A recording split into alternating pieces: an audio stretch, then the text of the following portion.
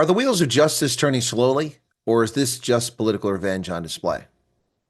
Welcome back once again. This is Chris Report, and he assured me that since Simonstown and Boulders. Folks, this is Chris Wyatt reporting from South Africa.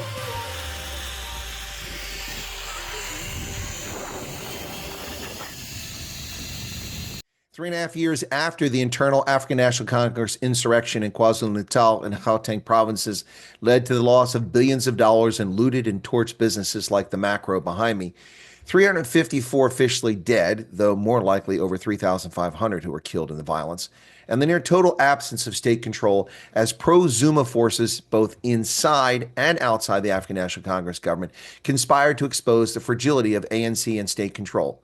Prosecutors have finally charged one of the alleged instigators of the carnage. The police hopelessly outnumbered. Jacob Zuma's snarky, never accomplished anything daughter, Duduzile Zuma Sambudla, member of parliament with the Umkhonto we Sizwe party, will be charged with violation of the Terrorism Act for her fuel on the fire tweets in July of 2021. MK party spokesman Dlamolu Ndela told News 24 that Zuma Sambudla would present herself to the Durban Magistrates Court on Thursday. News 24 did confirm from a Zuma family insider that the charge against her center around those social media posts that she put online during the insurrection, encouraging the unrest. Duda will be charged in terms of Section 14 of the Protection of Constitutional Democracy Against Terrorist and Related Activities Act. That section of the code reads, any person who threatens, attempts, conspires with any other person, or aids, abets, induces, incites, instigates, instructs, commands, counsels, or procedures another person to commit an offense in terms of this chapter is guilty of an offense. Ouch. Her legal troubles may have less to do with the state than with Forensics for Justice's Paul O'Sullivan having opened a criminal case against her. Now, responses are already pouring in from sycophantic Umkhonto we Sizwe supporters. The MK party's eThekwini region announced that it would lead a peaceful picket in support of Zuma Sambudla when she appears in court. The region has also invited members of the party to a hashtag hands-off Duduzile Zuma picket. Former MK party youth leader Bonginkosi Kanyile also took to X and shared that he would be at the Durban Magistrates Court to support her. Now, that's hardly a surprise, given he himself is on trial for inciting the July 2021 insurrection. The charges follow a criminal case opened by O'Sullivan in the wake of the 2021 insurrection after Jacob Zuma belatedly, in violation of court order, finally surrendered himself at the Escort Correctional Facility in KwaZulu-Natal. Within minutes, the Mui River toll plaza was full of torched long-distance trucks, the start of a horrific mess that cost South Africa so much in terms of credibility as a state. There was no room on the road which wraps itself around the port of Durban. With people on foot, joined by those in pickup trucks who'd come to steal in bulk.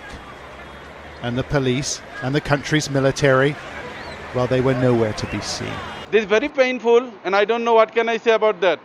This is not our fault. I don't know what happened to the government. We don't know, but this is not our fault. Why are people doing this? Why are people doing it? The train tracks were used as a form of escape by those lugging stolen goods.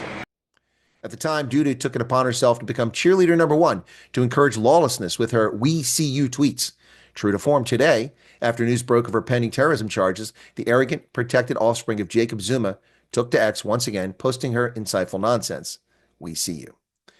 MK also posted on his Twitter account calling the charges political persecution. Perhaps, but the case was not instigated by the state, which chose to look the other way for far too long. MK does stand behind his criminally charged member of parliament. Umkhonto we Sizwe leader in KwaZulu-Natal, Willies Mkhunu, has called upon party members to come out in numbers to support her when she appears in court, as I mentioned earlier. Frankly, I see this more as a glacially moving criminal justice system finally getting around to a long overdue court case. One can understand how and why Dudu and the MK party would see it as political persecution, given the ascendancy of MK over the ANC in KwaZulu-Natal and the declining fortunes of the African National Congress. But I don't think the ANC needs, wants, or intends to pick a fight with MK here. The ANC is too busy picking those properties that they plan to confiscate in the near future with the now lawful expropriation without compensation. They're too busy picking how they're going to enrich themselves and oppress their political opponents to be bothered with the brainless doo-doo. What say you, South Africa? Mzansi? What do you say about this? Cheers.